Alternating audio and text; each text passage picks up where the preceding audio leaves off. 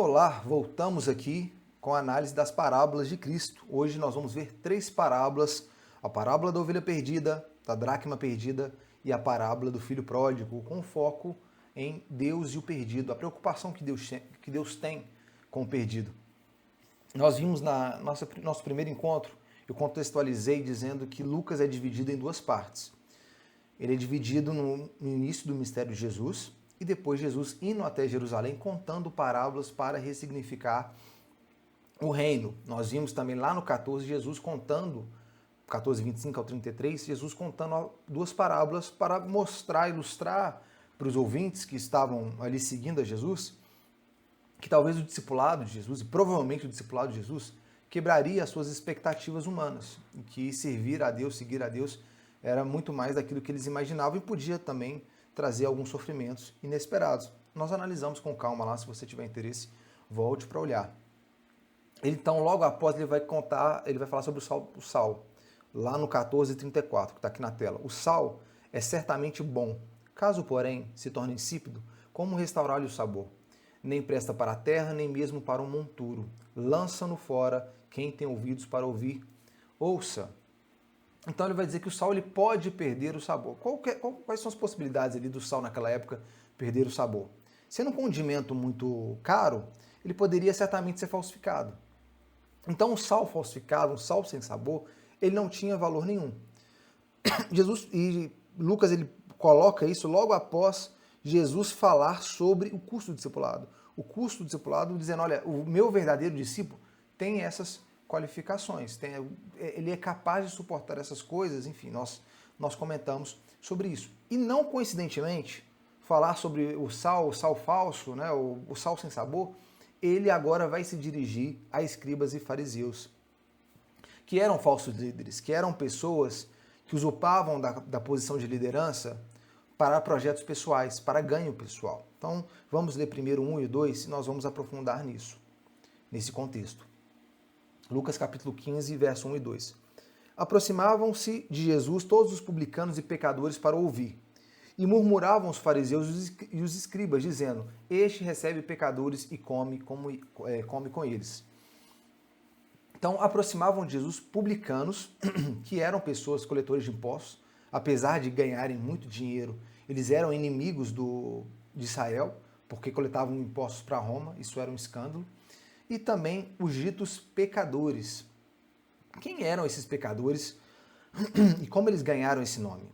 Pecadores aqui não é uma qualificação fática. Também é, porque todo mundo ali era pecador. Os publicanos, os pecadores e também fariseus e escribas.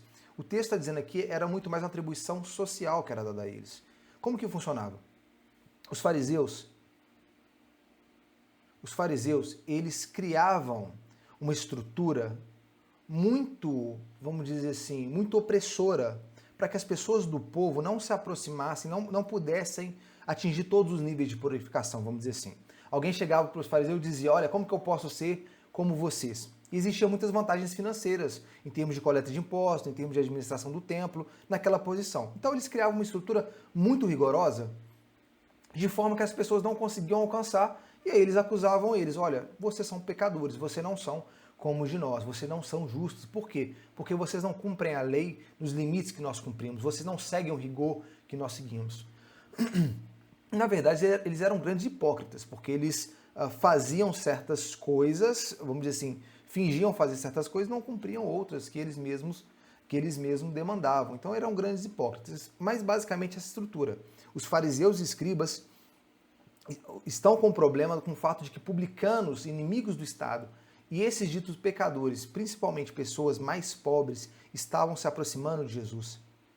E Jesus, ele tinha uma pregação que era muito palatável para essas pessoas. Jesus vai dizer, vinde a mim, vós que estáis cansados, sobrecarregados, e eu vos aliviarei. Quer dizer, venha após mim.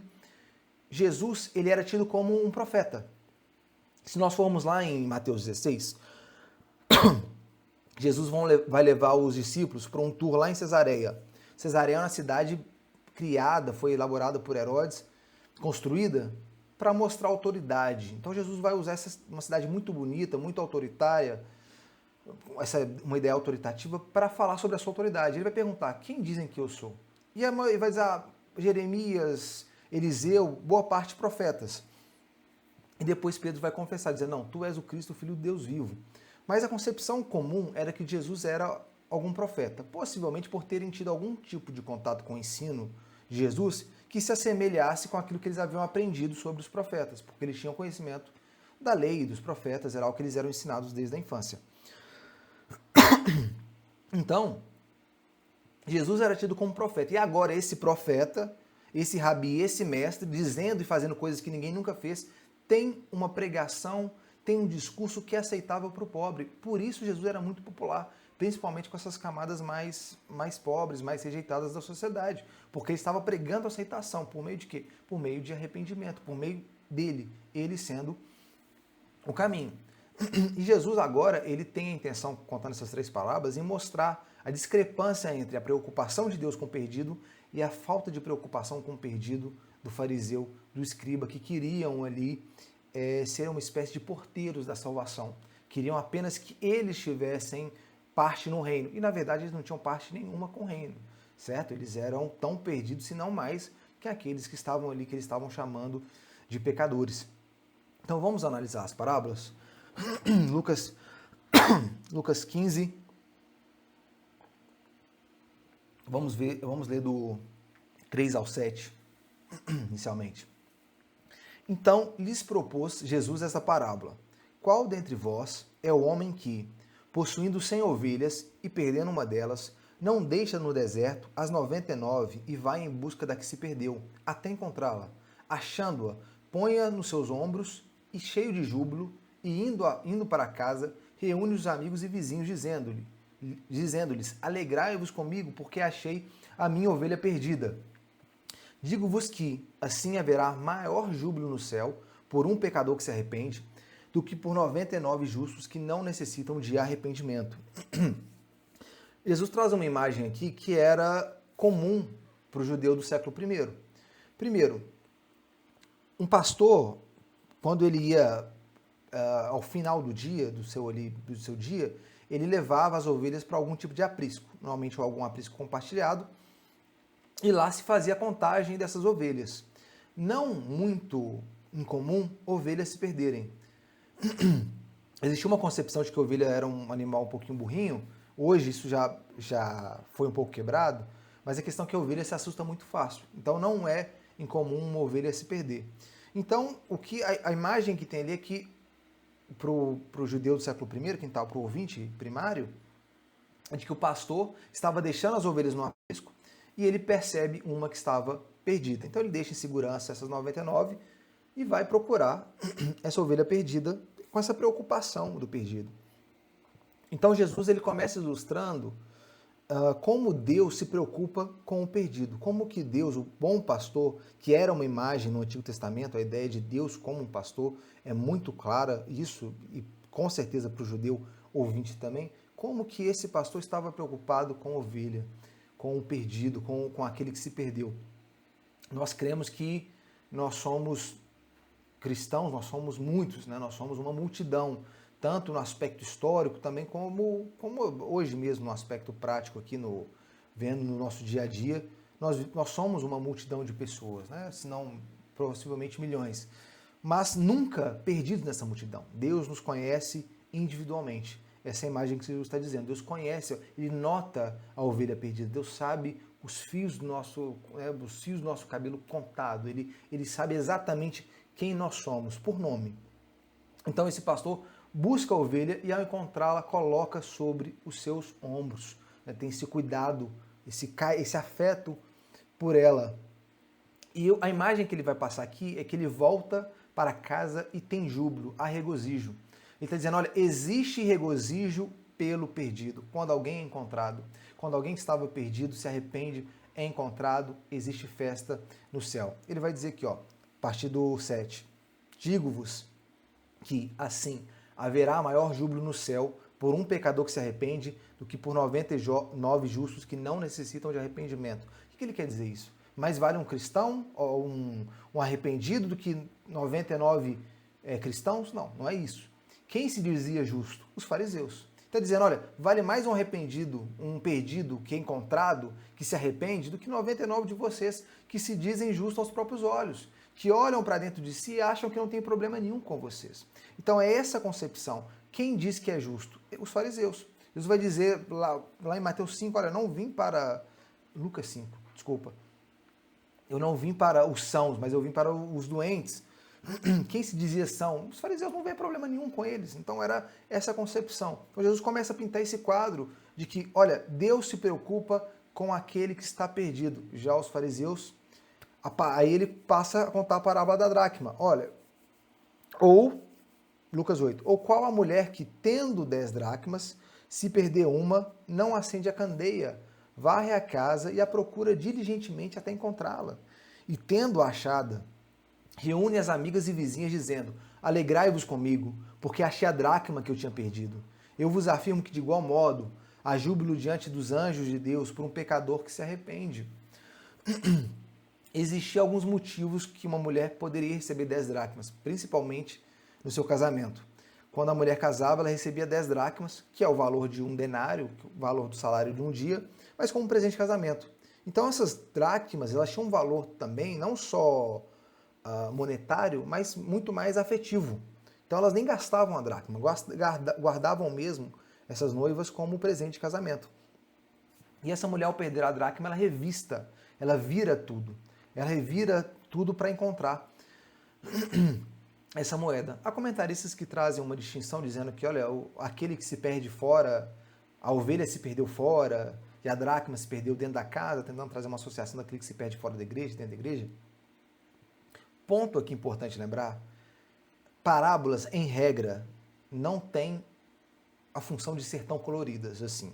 Parábola tem a função de ter um ou dois pontos. Normalmente é para isso que a parábola era contada.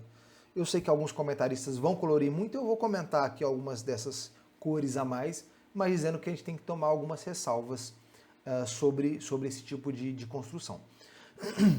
Mas é uma construção que fazem, né? Sobre o perdido fora, o perdido dentro. Mas o que é claro e importante para nós é que há perdidos nas duas parábolas e há júbilo quando esses perdidos são encontrados. Em ambos os casos, há festa. Então vai terminar dizendo, olha, há júbilo diante dos anjos de Deus, porque um pecador se arrepende. Quer dizer, a festa no céu quando nós temos um arrependido. Então, Jesus passa a ilustrar com a terceira parábola, que é a parábola provavelmente a mais conhecida da Bíblia, que é a parábola do filho pródigo. Então vamos ler a parábola e analisar com calma. Continuou. Certo homem tinha 2 filhos. O mais moço deles disse ao pai, pai, dá-me a parte dos bens que me cabe. E ele lhes repartiu os haveres. Passados não muitos dias, o filho mais moço, ajuntando tudo que era seu, partiu para a terra distante e lá dissipou todos os seus bens, vivendo dissolutamente. Depois de ter consumido tudo, sobreveio àquele país uma grande fome, e ele começou a passar necessidade. Então, ele foi e se agregou a um dos cidadãos daquela terra, e este o mandou para os seus campos a guardar porcos. Ali, desejava ele fartar-se das alfarrobas que os porcos comiam, mas ninguém lhe dava nada. Então, caindo em si, disse, quantos trabalhadores de meu pai têm pão com fartura, e eu aqui morro de fome? Levantar-me-ei e irei ter com meu pai, e lhe direi, pai, pequei contra o céu e diante de ti. Já não sou digno de ser chamado seu filho. Trata-me como um dos seus trabalhadores. Levantando-se, foi para o seu pai. Vinha ele ainda de longe, quando seu pai o avistou. E compadecido dele, correndo, o abraçou e beijou. E o filho lhe disse, pai, pequei contra o céu e diante de ti. Já não sou digno de ser chamado teu filho. O pai, porém, disse aos seus servos, trazei depressa a melhor roupa. Vestiu, pondo-lhe um anel no dedo e sandálias nos pés. Trazei também e matai o novilho cevado, comamos, regozijemo-nos, porque este meu filho estava morto e reviveu, estava perdido e foi achado. E começaram a regozijar-se. Ora, o filho mais velho estivera no campo, e quando voltava, ao aproximar-se da casa, ouviu a música e as danças. Chamou um dos criados, perguntando-lhe que era aquilo. Ele lhe informou, veio teu irmão, e teu pai mandou matar o novilho cevado, porque o recuperou com saúde. Ele se indignou e não queria entrar. Saindo, porém, o pai procurava conciliá-lo, mas ele respondeu ao seu pai, há tantos anos te sirvo, sem jamais transgredir uma ordem sua, e nunca me deste um cabrito sequer para alegrar-me com os meus amigos. Vindo, porém, esse teu filho, que desperdiçou os teus bens com meretrizes, tu manda matar para ele um novilho cevado. Então o pai lhe respondeu: meu filho, tu sempre estás comigo, tudo que é meu é teu.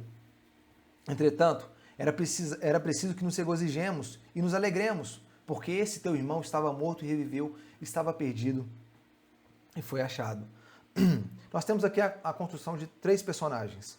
O pai, que representa Deus, o filho mais moço, que representa o perdido, e o irmão mais velho, que representa os fariseus e os escribas. Jesus agora ele vai tocar nessa diferença de maneira mais clara, uma parábola um pouco mais rica, para mostrar como essa diferença ela se dá. Então a parábola começa dizendo que tinha um homem que tinha dois filhos, e esse filho mais moço pede a parte dos bens. Começa aí com uma situação que é um pouco complicada, porque naquela época, eu acho que em qualquer momento da história, mas assim, principalmente para aquela cultura, pedir os bens em adiantado era como desejar o pai morto, né? Olha, meu pai não está morrendo tão rápido quanto eu gostaria, vou lá pedir os bens para ele. Então, era muito ultrajante esse tipo de afirmação. Existia na época, não sem precedentes, algum adiantamento de herança feita de maneira voluntária pelo pai. Nós vimos Abraão fazendo isso, dividindo alguns bens para os seus filhos, mas nunca o filho pedindo ao pai a parte que cabe. E o pai aceita fazer essa divisão de bens. Ponto relevante para nós entendermos aqui como que funcionava na época a divisão. O irmão mais velho receberia porção dobrada. Isso era muito claro. Um judeu que estivesse ouvindo essa parábola naquela época sabia, olha, tem dois filhos, o mais moço vai receber uma parte e o mais velho vai receber porção dobrada. É bom nós termos aqui em mente quanto da indignação, para nós entendermos um pouco de que essa indignação do irmão mais velho, ela não se constitui justificada de modo nenhum. Ele recebeu bens também. Então esse filho mais moço, ele, depois de alguns dias, o texto vai dizer lá no 13, passado não muitos dias, provavelmente para dar uma liquidez nos bens que ele recebeu, o filho mais moço, ajuntando tudo que era seu, partiu para uma terra distante e lá dissipou todos os seus bens vivendo absolutamente. Dissipou, essa palavra assotos, aqui dissipou, era comumente usado pelos estoicos para referir aos epicurianos. Olha, eles assotos, eles dissipam a vida deles, porque os epicurianos eram um pouco mais bons-vivants, não de maneira devassa, mas eram mais bons-vivants. Então era usado esse termo aqui, da pessoa que está desperdiçando a sua vida, desperdiçando os seus bens. E o texto vai dizer que ele desperdiça esses bens, ele vive de maneira dissoluta. Então ele não faz um bom juízo daquilo que ele havia recebido. Então o texto continua, depois de ter consumido tudo, sobreveio àquele país uma grande fome e ele começou a passar necessidade. Então, não bastando ter sido um pouco alegre com o dinheiro dele, vem uma fome, o que agrava a situação dele. O verso 15. Então ele foi e se agregou a um dos cidadãos daquela terra, e este o mandou para seu campo guardar porcos. Jesus começa a pintar uma imagem aqui um pouco complicada desse irmão mais moço, da situação dele. Primeiro, ele foi para uma terra distante, o que para um judeu já era um pouco complicado morar numa terra distante. Essa concepção de direitos humanos, universalidade de direitos humanos, é tudo muito novo. Antigamente não tinha essa de você tratar bem o estrangeiro. O judeu até tinha essa norma na sua lei, mas para o estrangeiro, dentro da cultura deles, olha, trata de qualquer forma. Então ele começa a passar necessidade e vai dizer que ele se agregou. No original, esse se agregou aqui está no passivo. Então quer dizer, como se estivesse dizendo, ele foi agregado a um dos cidadãos daquela terra. Dá uma ideia de oportunismo. Alguém vê a posição dele, passando necessidade e se agrega. Sendo estrangeiro, é bem provável que se esteja tratando aqui de um trabalho servil. Então ele passa, sai da sua casa, perde tudo, agora é um servo e vai trabalhar com porcos. Porcos eram um animal imundo para o judeu. Menor possibilidade de ter contato com porcos. Então, a imagem aqui é, o negócio está feio. Perdeu tudo, foi empregado, se não escravizado por um estrangeiro, em terra estranha, sabe lá em quais condições agora está trabalhando com porcos. Verso 16. E ali desejava ele fartar-se das alfarrobas que os porcos comiam, mas ninguém lhe dava nada. Alfarroba é um alimento bom para porco, tá? Uma sementinha, mas não para gente. Ele queria comer dessas alfarrobas, mas nem sequer isso ele tinha condição. Então ele começa a refletir na sua situação. O texto vai trazer, Jesus vai trazer essa ilustração. Ele começa a ver que ele tinha, quer dizer, uma vida melhor na casa do pai. Vamos ler aqui essa parte? Então, caindo em si, disse: quantos trabalhadores de meu pai têm pão com fartura, e eu aqui morro de fome? Levantar-me-ei e irei ter com meu pai, e lhe direi: Pai, pequei contra os céus diante de ti, já não sou digno de ser chamado teu filho, trata-me como um dos teus trabalhadores. O filho mais novo, ele percebe qual era a condição dele. Ele percebe a distância que ele estava da casa do pai. Isso é importante o cristão também entender, e nós entendermos que talvez o nosso pior momento da nossa vida é quando nós estávamos mais distantes de Deus. O cristão, ele é feito e formado para a glória de Deus. Quando nós estamos distante de Deus, nós estamos numa crise de identidade, porque nós somos de Deus. A nossa identidade é em Cristo. Então, quando nós estamos distante disso, nós vamos nos encontrar sendo, quer dizer, longe daquilo que realmente nós somos feitos. Nós somos feitos para glorificar a Deus com a nossa existência. Era essa condição que Jesus está mostrando. Olha, ele foi viver com seus próprios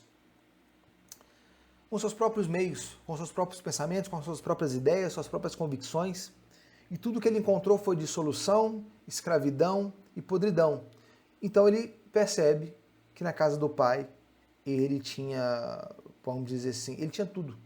Ele tinha tudo na casa do pai e não percebia. Na verdade, até os trabalhadores do pai viviam melhor do que ele vivia. Então, é necessário, quer dizer, é louvável, não vamos dizer louvável, mas tem um pouco de reconhecimento da sua condição para o arrependimento. É isso que ele faz. Ele entende onde ele estava, o que aconteceu com ele e que ele realmente pecou contra o pai dele, a ponto dele reconhecer isso. Olha, eu pequei contra o meu pai. Eu estava numa situação positiva na minha vida, eu tinha tudo, mas eu não conseguia enxergar. Então ele prepara todo esse discurso para falar para o pai, enfim, para chegar e tentar talvez angariar do pai ali alguma graça. E o verso 20. E levantando-se, foi para o seu pai. Vinha ele ainda de longe quando seu pai o avistou, e compadecido dele, correndo, o abraçou e o beijou. E o filho disse: Pai, pequei contra o céu e diante de ti, já não sou digno de ser chamado teu filho. A primeira imagem que nós temos aqui, e que é chocante para um judeu do século I, até mesmo para talvez um palestino atual, é o fato de um pai, possivelmente um homem mais velho, correr. Porque para ele correr, ele, ao avistar o filho, ele teria que provavelmente amarrar as vestes, ele teria que mostrar as pernas. Isso era extremamente humilhante. E a imagem que Jesus coloca é de um Deus que se humilha para que pudesse receber esse filho. É a imagem do Cristo crucificado. Um Cristo que é Deus, perfeito, impecável, vem e se faz homem, para que nós pudéssemos, vive a vida que nós não vivemos e morre a morte que nos era devida para que nós tivéssemos vida. Olha o caminho que ele percorre para que nós tenhamos assim aceitação. Então era uma imagem chocante de humilhação do pai para eles, mas é uma imagem real para aquele que carece de salvação. E ele então fala para o pai, ele vai começar o discurso para o pai, e o pai não deixa sequer ele terminar. Ele abraça o beijo e vai dizer, o pai, porém, disse aos seus servos: trazei depressa a melhor roupa, vestiu e pondo-lhe um anel no dedo e sandália nos pés. Trazei também, matai o novilho cevado e comamos e regozijemos, porque esse meu filho estava morto e reviveu, estava perdido e foi achado. E começaram a regozijar-se. Primeiro, o pai ele não coloca nenhum requisito, ele aceita o filho dele quando vê-lo. Existia, antes dessa parábola ser contada, inclusive uma parábola mais antiga, uma parábola budista, muito parecida com essa parábola do filho pródigo. Na parábola budista, o filho ele sai de casa, ele passa dificuldades, até circunstâncias são até menos gravosas na parábola em termos da saída dele, e quando ele volta, o pai ele se oculta do filho durante 20 anos, para que ele possa valorar realmente quais eram as intenções do filho. Ele queria ver se o filho dele estava ali o servindo pelos motivos certos. só então que ele vai aparecer para o filho, né? Então, parece uma visão muito humana, mas assim não é a visão de Deus. Deus, ele não se oculta. Ó, aqui na parábola, o pai não se oculta durante 20 anos, valorando, vendo qual que é a intenção do nosso coração. Na verdade, a fé é algo plantado em nós, a fé é um dom. Então, eu vejo sendo dito muitas vezes que o amor de Deus não é coercivo. Não é mesmo, mas o fato de Deus nos chamar, e esse chamado ser efetivo, não significa coerção, significa misericórdia. Porque sendo cristão, de qualquer linha você é cristão, você vai entender que a resposta para o pecado, a resposta para a vida daquele que é pecador, para o ser humano, é Cristo. E toda vez que alguém chega a Cristo, isso é misericórdia de Deus. Então, dizer que o fato de que Deus vem até nós, nos chama, nos elege, nos escolhe, isso não é um fator de coercitividade, é um fator de misericórdia, porque é a resposta que qualquer um precisa para a sua existência. E é o que nós estamos vendo, o pai recebendo o filho. Ele não valora a qualidade do arrependimento dele, ele aceita o filho. Claro, arrependimento é uma consequência prática de nós crermos. Não é uma condição que ela vem com o fato de nós conseguirmos entender quem nós somos. Eu vejo quem eu sou, eu vejo quem Deus é, e por óbvio, eu me arrependo. E aqui nós temos algumas ilustrações que o pai, ele recebe esse filho, ele vai mandar trazer uma roupa, um roupão, um anel e umas sandálias. Eu falei sobre essa questão dos comentaristas colorirem demais. Existe um fundamento interpretativo para essas coisas? Não dá para cravar que de fato mas eu vou compartilhar com vocês esses significados que existiam no mundo antigo. O roupão era dado para o estrangeiro para mostrar que ele era bem recebido naquela casa, de que ele era bem-vindo ali. O anel era algo dado para a família, para os filhos. Um anel, vamos dizer assim, normalmente tinha uma marca que era usada para assinatura. Era assinatura como testemunho de algum documento, ou como os negócios para os ricos eram feitos por meio de um anel. E a sandália era uma representatividade, os pés descalços, normalmente representava escravidão. Então, estava mostrando esse novo momento. A ilustração que existe sobre esses elementos é de que, olha, ele foi aceito agora, ele era bem-vindo na casa do pai, ele foi aceito como um filho e ele já não era mais escravo do pecado. Tem algum fundamento aqui? Novamente, tem discussão, mas eu estou compartilhando aquilo que os comentaristas falam sobre essa passagem. Mas o fato é aqui, de novo, há grande regozijo. O filho perdido foi encontrado, e assim como nas outras duas parábolas, a festa, a regozijo. Jesus então passa a tratar do filho mais velho e do filho um pouquinho mais do coração amargurado, endurecido do filho mais velho. Vamos lá, a partir do 25. Ora, o filho mais velho estivera no campo, e quando voltava, ao aproximar-se da casa, ouviu a música e as danças. Chamou um dos criados e perguntou-lhe o que era aquilo. Ele informou: veio teu irmão e o teu pai mandou matar um novilho cevado, porque recuperou com saúde. Ele se indignou e não queria entrar. A primeira coisa que nós precisamos ver aqui é que esse irmão mais velho, como eu mencionei, ele recebeu porção dobrada, tá certo? Então, assim, ele inclusive se beneficiou dessa partilha que o pai decidiu fazer. E o texto vai dizer o seguinte, continua dizendo, 28. Ele se indignou e não queria entrar. Saindo, porém, o pai procurava conciliá-lo. Mas ele respondeu ao seu pai: há tantos anos que te sirvo, sem jamais transgredir uma ordem sua, e nunca me deste um cabrito para alegrar-me com os meus amigos. Vindo, porém, este teu filho, que desperdiçou os teus bens com meretrizes, tu mandastes matar o novilho cevado para ele. Como eu disse, esse jovem aí tinha bens, o irmão mais velho tinha bens. Eu acho que oportunidades para matar um novilho, para compartilhar com seus amigos, não teve a possibilidade, não lhe faltou oportunidades.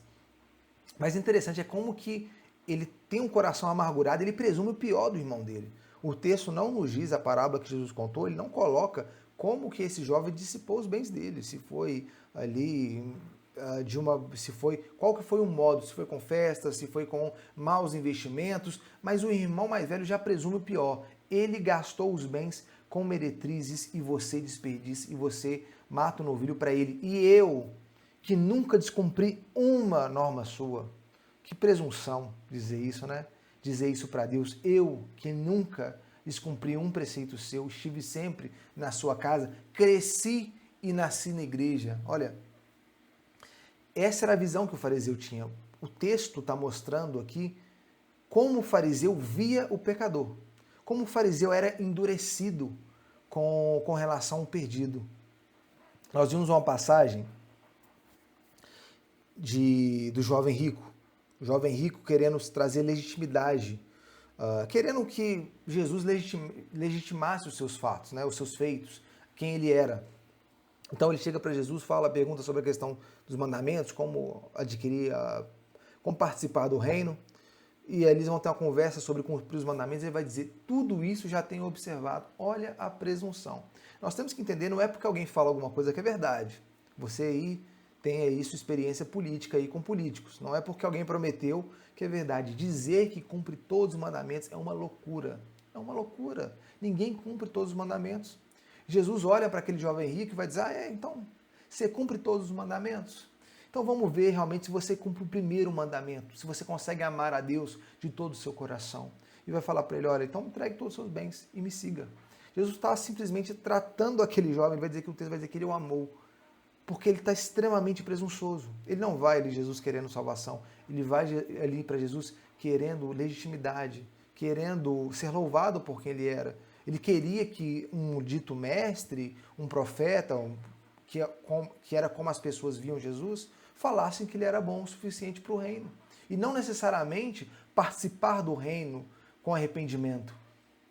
E assim era o fariseu. O fariseu olha para si e fala, não tem nada de errado comigo.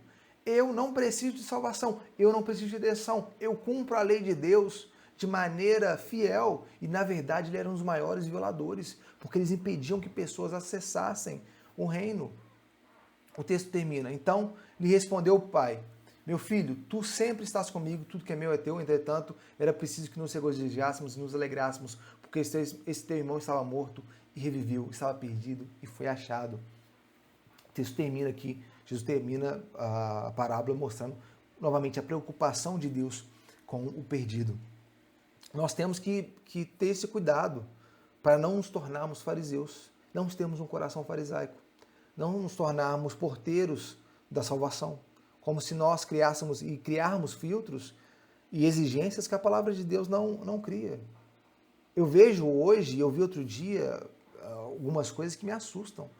Igrejas com sala VIP, com estruturas de que, assim, eu não entendo que se faz sentido. Não só estrutura, mas pregações que é toda uma estrutura voltada para um evangelho que não existe. Pessoas que criam uma estrutura onde o pobre, onde o vulnerável jamais entraria naquela igreja, porque não veste Cartier, não veste tal marca, Prada, sei lá o quê, porque não pode fazer parte de uma sala VIP.